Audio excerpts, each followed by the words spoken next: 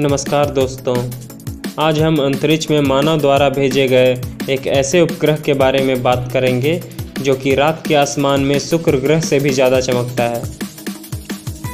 इसे आप सिर्फ अपने आँखों से ही देख सकते हैं, यानी कि दूरबीन की कोई आवश्यकता नहीं। बस आपको यह पता होना चाहिए कि आसमान में उसकी स्थिति क्या है।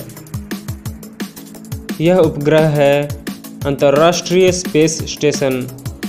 इसे इंग्लिश में इंटरनेशनल स्पेस स्टेशन भी कहते हैं, शॉर्ट में ISS। हम अंतर्राष्ट्रीय स्पेस स्टेशन की संरचना, स्थिति, उपयोग और उसमें बने कई रिकॉर्ड्स के बारे में बात करेंगे। अंतर्राष्ट्रीय स्पेस स्टेशन पृथ्वी की निकटवर्ती कक्षा में स्थापित एक मानव निर्मित अनुसंधान उपग्रह है, जिसे कई देशों के सहयोग से बनाया गया है। यह अब तक का सबसे बड़ा मानव निर्मित उपग्रह है। यह पृथ्वी से करीब 400 किलोमीटर की ऊंचाई पर औसतन 27,600 किलोमीटर प्रति घंटा यानी 7.6 किलोमीटर प्रति सेकंड की रफ्तार से परिक्रमा करता है। अंतर्राष्ट्रीय स्पेस स्टेशन पृथ्वी का एक चक्कर 92 मिनट 41 सेकंड में पूरा कर लेता है और एक दिन में पृथ्वी का लगभग 15 चक्कर लगा लेता है। एक दिन में स्टेशन पृथ्वी से चांद तक जाने और वापस आने जितनी लगभग दूरी तय कर लेता है। इसे बनाने में 5 मुख्य स्पेस एजेंसियों का योगदान है। इनमें शामिल हैं अमेरिका की तरफ से NASA, national aeronautics and space administration, रूस की तरफ से रोसकॉस्मोस, जापान की तरफ से एरोस्पेस एक्सप्लोरेशन एजेंसी, कनाडा की तरफ से CSA, कैनेडियन स्पेस एजेंसी और यूरोपीय देशों की संयुक्त यूरोपियन स्पेस एजेंसी ESA। कुछ साइड कॉन्ट्रैक्टों में ब्राज़ीलियन और इटालियन स्पेस एजेंसी भी कार्यरत हैं। यह अंतरिक्ष स्टेशन 2 हिस्सों में विभाजित है। एक रशियन ऑर्बिटल सेगमेंट जो रशिया के द्वारा संचालित होता है और दूसरा यूनाइटेड स्टेट्स ऑर्बिटल सेगमेंट जो कि बाकी देशों द्वारा संचालित होता है। ISS कई टुकड़ों से मिलकर बना है और इसका पहला टुकड़ा 1998 में लॉन्च किया गया था और 2 नवंबर 2000 में पहली बार किसी मानव ने इस स्टेशन पर कदम रखा और तब से लेकर आज तक 19 वर्ष हो चुके हैं और ISS में हमेशा मानव उपस्थिति बनी रही है। इस स्टेशन के प्रेशराइज्ड हिस्से का आयतन लगभग 920 मीटर क्यूब है और इसका वजन लगभग 420 टन है।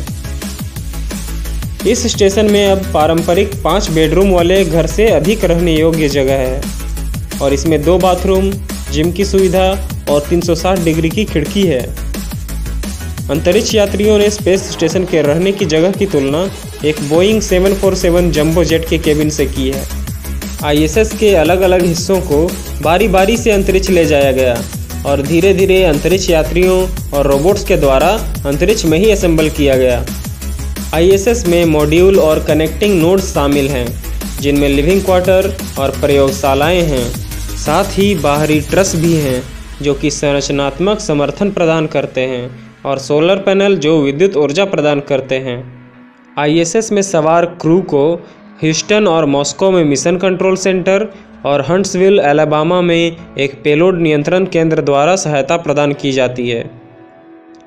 अन्य अंतर्राष्ट्रीय मिशन केंद्र जापान, कनाडा और यूरोप से अंतरिक्ष स्टेशन का सहयोग करते हैं। 3 अंतरिक्ष यात्री सोयूज अंतरिक्ष यान में अंतरिक्ष स्टेशन के लिए उड़ान भरते हैं और एक बार में लगभग 6 महीने वहां बिताते हैं। कभी कभी मिशन की लंबाई अंतरिक्ष यान के शेड्यूलिंग या विशेष घटनाओं के कारण बदलती रहती है।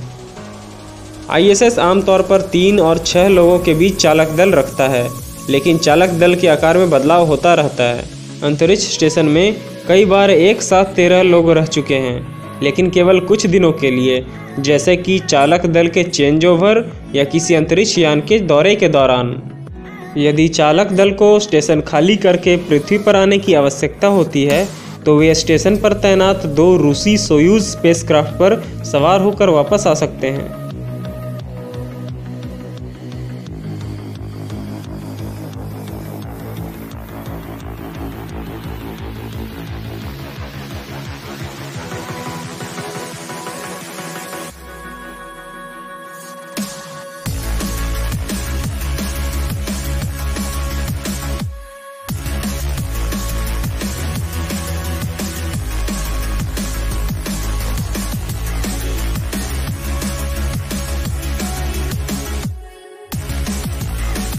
2019 या 2020 में शुरू होने वाले कॉमर्शियल वाहन स्पेसएक्स द्वारा ड्रैगन स्पेसक्राफ्ट और बोइंग द्वारा CST-100 स्पेसक्राफ्ट से स्टेशन के चालक दल की संख्या में काफ़ी वृद्धि हो सकती है, क्योंकि वे सोयूज़ की तुलना में एक समय में अधिक अंतरिक्ष यात्रियों को ले जा सकते हैं। जब अमेरिकी कमर्शियल स्पेसक्राफ्ट उपलब्ध होंगे तो रसिया के सोयूज़ की मांग कम हो जाएगी, क्योंकि नासा अपने अंतरिक्ष यात्रियों के लिए रूस से कम सीटें खरीदेगा।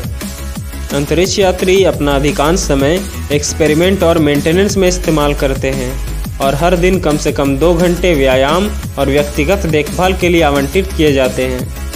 अंतरिक्ष यात्रियों के लिए व्यायाम बहुत ही ज़रूरी होता है, क्योंकि लगातार कम गुरुत्वाकर्षण में रहने के कारण इनकी हड्डियां और मांसपेशियां कमज़ोर हो जाती हैं, और जब अंतरिक्ष यात्री वापस पृथ्वी पर आता है तो ज़्यादा गुरुत्वाकर्षण वाले वातावरण में बहुत ही कठिनाइयों का सामना करना पड़ता है। उनकी हालत बहुत ही गंभीर हो जाती है। अंतरिक्ष यात्री कभी कभी स्पेस वॉक भी करते हैं, यानी कि स्पेस सूट पहनकर स्टेशन का भ्रमण करना। वे ऐसा स्पेस स्टेशन के रखरखाव और मरम्मत के लिए करते हैं। ISS मानव स्वास्थ्य के लिए दीर्घकालिक अनुसंधान का एक मंच है, जो अन्य खगोलीय पिंडों की खोज में नासा का एक महत्वपूर्ण कदम है। मानव शरीर कम गुरुत्वाकर्षण में बदल जाता है, जिसमें मांसपेशियां, हड्डियों, हृदय प्रणाली और आँखों में परिवर्तन शामिल है। कई वैज्ञानिक जांच यह दर्शाने की कोशिश कर रहे हैं कि परिवर्तन कितने गंभीर हैं और क्या वे सुधारे जा सकते हैं। विशेष रूप से आँखों की समस्याएं एजेंसी को परेशान कर रही हैं, क्योंकि उनका कारण स्पष्ट नहीं है, और अंतरिक्ष यात्री पृथ्वी पर लौटने के बाद दृष्टि में स्थायी बदलाव रिपोर्ट कर रहे हैं। अंतरिक्ष यात्री कॉमर्शियल प्रोडक्ट्स के परीक्षण में भी भाग लेते हैं, जैसे कि कॉफ़ी बनाने वाली एस्प्रेसो मशीन या 3D प्रिंटर। वे जैविक प्रयोग भी कर रहे हैं, जैसे पौधों पर, जिसे अंतरिक्ष यात्री उपजा सकते हैं और कभी कभी अंतरिक्ष में खा भी सकते हैं। अंतरिक्ष में रिकॉर्ड। ISS के कई उल्लेखनीय मील के पत्थर हैं, जैसे कि मानव द्वारा अंतरिक्ष में लगातार बिताया गया सबसे अधिक समय 340 दिन। अमेरिकी एस्ट्रोनॉट स्कॉट केली और रूसी कॉस्मोनॉट मिखाइल कोर्नियेंको ने 2015-16 में ISS में 1 साल के मिशन में भाग लिया। अंतरिक्ष एजेंसियों ने अंतरिक्ष यात्रियों पर व्यापक प्रयोग किए। एक जुड़वा अध्ययन किया गया था, जिसमें शामिल थे स्कॉट केली, जो अंतरिक्ष में थे, और उनके जुड़वा भाई पूर्व अंतरिक्ष यात्री मार्क केली, जो कि पृथ्वी पर थे।